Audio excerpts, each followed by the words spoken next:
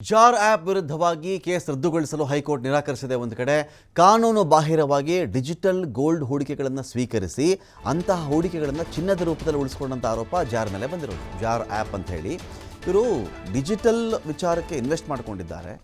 Digital gold ಅನ್ನೋ ವಿಚಾರದಲ್ಲಿ ಹೂಡಿಕೆಗಳನ್ನು ತೊಗೊಂಡಿದ್ದಾರೆ ಅವರು. ಇನ್ವೆಸ್ಟ್ಮೆಂಟು ನಿಮ್ದೆಲ್ಲ ಡಿಜಿಟಲ್ ಕಾಣಿಸುತ್ತೆ. ಇದು 1 ಗ್ರಾಮ್ ಚಿನ್ನ ಇದ್ದರೆ 1 ಗ್ರಾಮ್ ಚಿನ್ನಕ್ಕೆ ಅಂತ ನಾನು ನಿಮಗೆ ಹೂಡಿಕೆ ತೊಗೋತಾ ಇದ್ದೀನಿ. ಆದರೆ 1 ಗ್ರಾಮ್ ಚಿನ್ನ ತೋರಿಸು ನನಗೆ ಅಂತ ಹೇಳಿದ್ರೆ ನಾನು ಇಟ್ಕೊಂಡಿರೋದು ಆ್ಯಪಲ್ಲಪ್ಪ, ಅದು ಡಿಜಿಟಲ್ ಗೋಲ್ಡ್ ಅಂತ. ಆಯಿತು, ಸರಿ, ಆ ವ್ಯವಹಾರ ಇರಲಿ. ಶೇರ್ ಮಾರ್ಕೆಟಲ್ಲಿ ಒಂದು ಕಡೆ ಹಾಕ್ತಾರೆ, ಅದು ಬೆಳೆಯುತ್ತೆ ಅಥವಾ ಬೀಳುತ್ತೆ, ಇದೆಲ್ಲ ಇದ್ದಿದೆಯಲ್ಲ.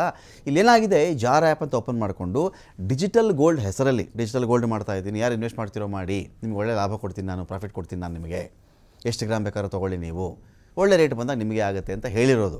ಆದರೆ ಡಿಜಿಟಲ್ ಹೂಡಿಕೆಗಳನ್ನು ಸ್ವೀಕರಿಸಿಕೊಂಡು ಅಂಥ ಹೂಡಿಕೆಗಳನ್ನು ಚಿನ್ನದ ರೂಪದಲ್ಲಿ ಉಳಿಸ್ಕೊಂಡಿರ್ತಕ್ಕಂಥ ಆರೋಪ ಇದೆ. ಯಾರಿಂದ ಎಲ್ಲ ಜನರಿಂದ ದುಡ್ಡು ತೊಗೊಂಡು ಬಂದು ಚಿನ್ನ ಕೊಂಡ್ಕೊಂಡು ಈತ ಇಟ್ಕೊಂಡಿರೋದು. ಆ ದುಡ್ಡು ಯಾವುದು ಅಂದರೆ ಡಿಜಿಟಲ್ ರೂಪದ ಚಿನ್ನ. ಮೊಬೈಲಲ್ಲೇ ನೋಡ್ಕೋಬೇಕಾ ಚಿನ್ನನ, ಅಲ್ಲಿ ಆ ಚಿನ್ನ ಕಾಣಿಸ್ತಾ ಇದೆ. ನಂದು 5 ಗ್ರಾಮ್ ಇದೆ, 10 ಗ್ರಾಮ್ ಇದೆ, 50 ಗ್ರಾಮ್ ಇದೆ, 100 ಗ್ರಾಮ್ ಇದೆ ಅಂತ ಅಲ್ಲಿ ಕಾಣಿಸ್ತಾ ಇದೆ.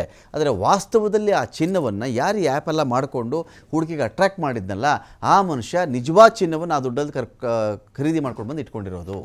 ಅನಿಯಂತ್ರಿತ ಠೇವಣಿ ಯೋಜನೆಗಳ ನಿಷೇಧ ಕಾಯ್ದೆ ಉಲ್ಲಂಘನೆ ಆರೋಪ ಆಗಿದೆ ಇಲ್ಲಿ.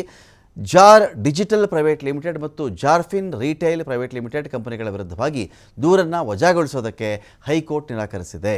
ಡಿಜಿಟಲ್ ಚಿನ್ನ ವಾಣಿಜ್ಯ ಪರಿಕಲ್ಪನೆಯಾಗಿ ವಿಕಸನ ಹೊಂದಿದೆ, ಆದರೆ ದಾಖಲೆಯಲ್ಲಿರುವಂತಹ ಅಂಶ ಗಂಭೀರ ಆರೋಪಗಳ ಬಹಿರಂಗಪಡಿಸುತ್ತೆ. ಅದೊಂದು ಕಡೆ ಇಲ್ಲೇನಾಗುತ್ತೆ, ನಿಮಗೆ ಡಿಜಿಟಲ್ ಚಿನ್ನ ವಾಣಿಜ್ಯ ಪರಿಕಲ್ಪನೆ ಒಂದು ರೀತಿಯಲ್ಲಿ ನಮಗೆ ಕಮರ್ಷಿಯಲ್ ಆಸ್ಪೆಕ್ಟಲ್ಲಿ ನೋಡಿದಾಗ ಆವಾಗ ಅದು ವಿಕಸನ ಆಗ್ತಾ ಇದೆ, ಬಹಳ ಅದು ಬೆಳೀತಾ ಇದೆ ಅಂತ ಅದರ ಅರ್ಥ. ಇನ್ನೊಂದು ಕಡೆ ಚೆಕ್ ಮಾಡಿಕೊಂಡ್ರೆ ದಾಖಲೆಯಲ್ಲಿರುವ ಅಂಶ ಮಾತ್ರ ಗಂಭೀರವಾಗಿದೆ. ಇಲ್ಲಿ ಆರೋಪಗಳ ಬಗ್ಗೆ ಬಹಿರಂಗಪಡಿಸ್ತೀವಿ ನಾವು ಅಂಥೇಳಿ ಅರ್ಜಿದಾರರಿಗೆ ಈ ಹಂತದಲ್ಲಿ ಎಚ್ಚರಿಕೆ ಒದಗಿಸಿದರೆ ಅಪರಾಧ ಪತ್ತೆಗೆ ತುಂಬ ನಮಗೆ ಆರಂಭಿಕ ಅಡ್ಡಿ ಉಂಟು ಮಾಡಿದಂತಾಗುತ್ತೆ. ಅದು ಅರ್ಜಿ ವಜಾಗೊಳಿಸಿ ಅಭಿಪ್ರಾಯಪಟ್ಟಿರೋದು ಕರ್ನಾಟಕ ಹೈಕೋರ್ಟ್.